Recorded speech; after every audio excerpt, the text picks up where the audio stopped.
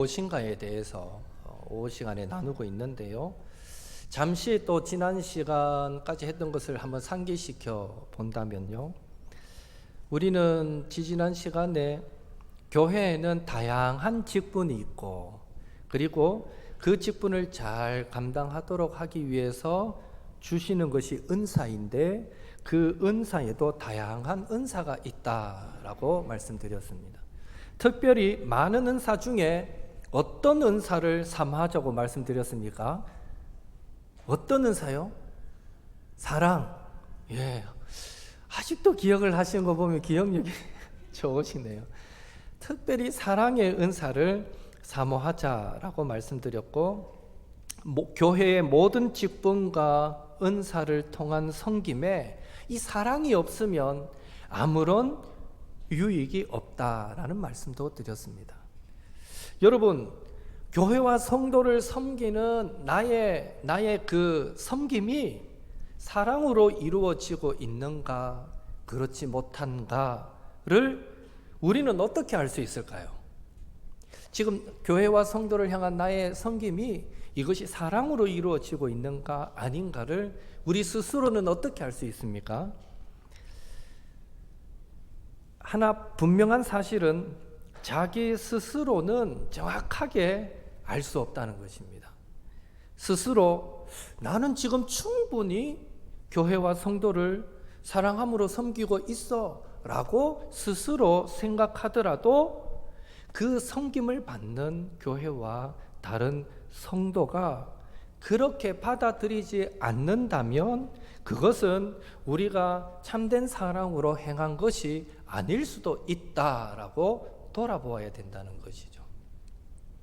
그래서 우리의 섬김은 각 사람을 대할 때에 그 사람에 맞게 섬겨야 하기에 우리의 섬김의 방식은 사람을 대할 때마다 조금씩 다를 수밖에 없는 것입니다. 마치 바울이 한 영혼이라도 더 구원하기 위해서 어떤 모습을 취했습니까? 유대인에게는 유대인과 같이, 헬라인에게는 헬라인과 같이, 부한 자에게는 부한 자 같이, 가난한 자에게는 가난한 자 같이, 아무쪼록 한 영혼이라도 더 얻기 위해서 바울은 자기도 자기 나름대로의 철학이 있고 살아온 배경이 있고 가치관이 있겠지만 다 뒤로 하고 한 영혼이라도 더 얻으려고 다양한 모습으로 그들을 대하고 섬겼던 것입니다. 마치 그런 것처럼 교회와 성도를 향한 우리의 섬김도 연세 드신 분, 젊은이, 또 신앙의 연수가 오래되신 분, 새가족 등등 그 섬김을 받는 대상이 누구인가를 생각하고 우리는 항상 자기보다 그들을 낮게 여기는 마음으로 그들에게 맞춤형 섬김을 할 때에 그 섬김을 받는 사람들이 사랑이구나라고 느끼기가 쉬운 것입니다. 그런 의미에서 누군가가 나를 사랑으로 섬겨주는 것을 받는 것, 사랑을 받는 것도 쉬운 일이 아니에요. 그것도 잘 받아본 사람들이 받지, 누가 막 관심 가져주고 사랑해주면 막 어색한 분들도 있어요. 사랑받는 일도 쉬운 일이 아니지만 또 사랑하는 것, 사랑으로 섬기는 일 역시 참 신중하고 조심스럽게 이루어져야 한다라는 사실을 기억하시고 교회와 성도를 향한 우리의 사랑, 우리의 섬김이 늘 향기 나는 아름다운 섬김이 될 수 있기를 예수님의 이름으로 축원합니다. 그리고 우리는 지난 시간에 교회의 머리, 교회의 주인은 예수님이시다. 그래서 우리는 예수님 안에서 하나라는 한몸 의식을 가져야 되고, 우리 교회에서 내가 교회를 제일 사랑하고 내가 성도를 제일 사랑해 하는 그런 주인 의식도 필요하며, 양보하지 말라 그랬어요. 그래, 교회 섬기는 거 네가 더 열심히 해라, 내 양보할게. 성도 사랑하는 그래, 네가 더 열심히 해라, 내가 양보할게. 딴 건 양보해도 이건 양보하지 말고 내가 최고로 교회를 사랑하고 최고로 성도를 사랑으로 섬겨야지 하는 주인 의식을 가져야 되고, 그렇지만 조심할 것은 어떤 경우에서도 주인 의식과 다르게 주인 행세를 하면 안 된다. 우리는 어떤 경우에서도 그런 모습을 취하면 안 된다라는 말씀도 나누었습니다. 또 주는 그리스도시요 살아계신 하나님의 아들이십니다 하는 이 베드로의 신앙 고백을 받으신 예수님께서 베드로라는 반석 위에 내 교회를 세우겠다라고 하신 그 말씀은 12사도의 신앙 고백 위에 교회를 세우시겠다라는 의미로서 오늘날 참교회와 거짓교회, 그러니까 바른 교회와 이단 교회를 구분 짓는 그런 방법으로 우리는 그 교회가 예수님에 대한 사도들의 그 신앙 고백 위에 세워졌는가, 그렇지 못한가를 가지고 분별할 수 있고, 그런 의미에서 초대교회 시대부터 세가족의 세례 문답 교육용으로 쓰여졌고, 후에는 신앙 고백으로 이어졌던 이 사도신경, 제가 말씀드렸죠. 사도신경의 내용이 우리는 지금 고백하지만 초대교회 당시는 1세기, 2세기, 3세기까지도 세가족들 세례 문답 교육으로 가르쳤던 내용이에요. 그래서 그런 이 사도신경 고백이 오늘날에도 우리에게는 의미 있는 신앙 고백으로 받아들여져야 한다라는 말씀도 나누었습니다. 그래서 이단들 중에는 사도신경 주기도문을 고백하지 않는 이단들이 있거든요. 예를 들어서 여호와의 증인, 구원파, 우리의 죄를 사하여 주옵시고 라는 표현이 예수님의 기도에 들어가 있잖아요. 맞죠? 주기도문 안에. 오늘날 우리에게 갑자기 생각이 안 나. 오늘날 우리에게 죄 지은 자를 사하여 주옵시고, 중간부터 하려니까 이거 탁 막히네요. 맞죠? 그 부분 때문에 주기도문을 고백 안 하는 이단이 아마 제가 알기로 구원파일 거예요. 왜냐하면 구원파는 우리는 이미 죄 씻음 받고 구원 받았다라고 전제해버리기 때문에, 왜 구원받은 우리가 죄 씻음 받은 우리가 고백할 때마다 죄를 사해달라고 구해야 되느냐 해서 주기도문을 고백하지 않습니다. 그리고 또 사도신경이 성경이 어디 나오는데 이러면서 대부분의 이단들은 사도신경을 고백하지 않습니다. 그러나 우리는 옛날부터 전통적으로 초대교회부터 가르쳐졌던 내용이고, 그 내용이 성경을 압축하고 있기 때문에 신앙 고백으로 이어졌고, 그래서 오늘 우리는 주님 가르쳐 주신 주기도문도 참기도로 받아들이고 사도신경 고백도 우리의 같은 신앙 공동체의 고백으로 받아들이는 것입니다. 그래서 어느 교회 또 가봤는데 이 사도신경도 없고 주기도문도 없다 그러면 살짝 의심해 봐도 된다라는 기준으로도 삼으시면 될 것 같습니다. 자, 이제 오늘은 교회의 많은 직분 중에 특별히 주님을 대신하여 다스리는 직분, 다음 주는 주님을 대신하여 섬기는 직분에 대해서 나눌 거고요. 오늘은 주님을 대신하여 다스리는 직분으로 세워진 목사와 장로는 구체적으로 교회에서 어떤 역할을 감당해야 하는가, 이 부분에 대해서 함께 잠시 나누겠습니다. 아이고, 나는 뭐 장로 될 일 없는데 그거는 뭐 앞으로 장로 될 사람들에게 하시지요, 이럴 수 있는데, 우리 다 같이 성도로서 함께 듣고 함께 또 적용할 부분을 찾아야 되겠죠. 초대교회 당시 사도들이 감당했던 그 사역을 이어받은 목사와 장로는 구체적으로 무엇에 전념했겠습니까? 초대교회는 목사라는 개념보다는 장로의 개념이 더 강했죠.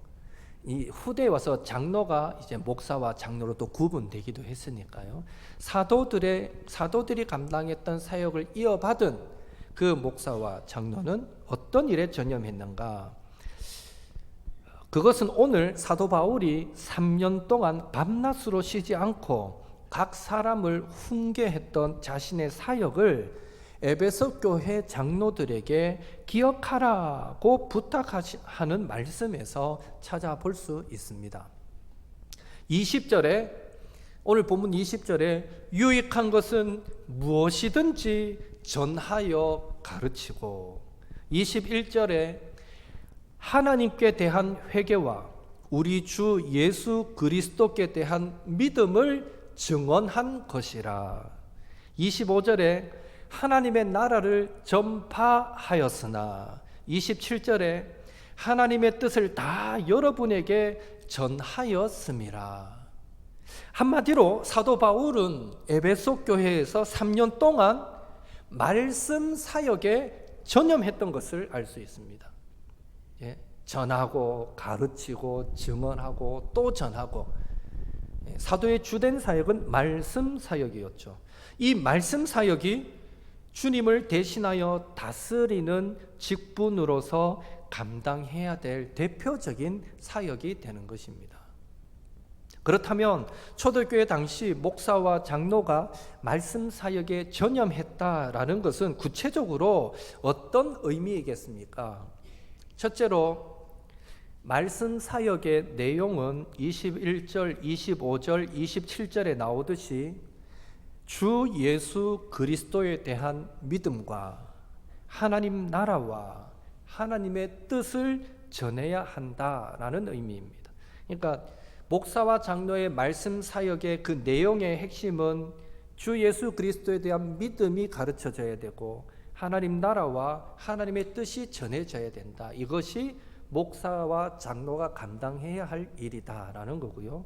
둘째로 그 말씀 사역의 범위는 20절, 27절에 나오듯이 유익한 것, 즉 하나님의 뜻을 취사 선택하지 말고 이 말씀을 내가 나누면 성도들이 부담스러워 하겠지, 조금 좋아하지 않을 것 같다, 통과, 이렇게 넘어가지 말고 1.1획도 남김없이 그 말씀을, 하나님의 말씀 중에 우리에게 유익하지 않은 말씀이 어디 있을까요?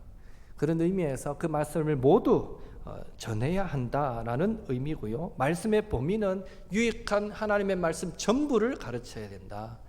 세 번째, 이 말씀 사역의 장소는 20절에 나오듯이 공중 앞에서나 각 집에서 전했습니다. 즉 공적인 자리나 사적인 자리, 모든 곳에서 틈만 나면 하나님의 말씀을 나누고 전하고 가르쳐야 한다. 이것이 목사와 장로의 말씀 사역의 내용이고요. 또 네 번째, 말씀 사역의 자세는 어떠해야 하느냐? 20절, 27절에 나오듯이 거리낌 없이, 즉 사람의 눈치를 보지 않고 말씀을 있는 그대로 전해야 한다라는 의미를 우리는 찾을 수 있고요. 마지막으로 말씀 사역의 확신은 26절에 나오듯이 모든 사람의 피에 대하여 깨끗하다라는 확신, 즉 말씀 사역에 최선을 다했기에 나는 떳떳합니다 하는 확신이 들 정도로 우리는 전해야 한다라는 의미로 받아들일 수 있습니다.